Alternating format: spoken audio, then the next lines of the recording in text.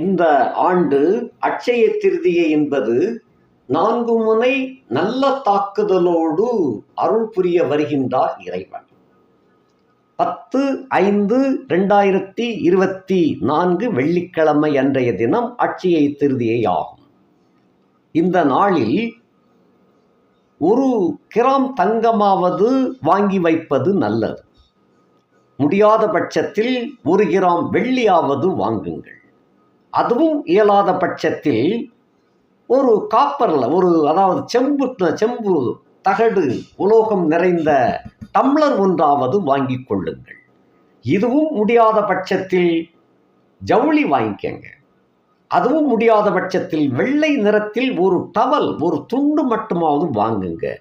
அதுவும் முடியாத பட்சத்தில் ஒரு விரல் மஞ்சள், கல் உப்பு, இந்த 2ஐ மட்டுமாவது வாங்கி வையுங்கள். வாழ்க்கை வளம் பெறும்.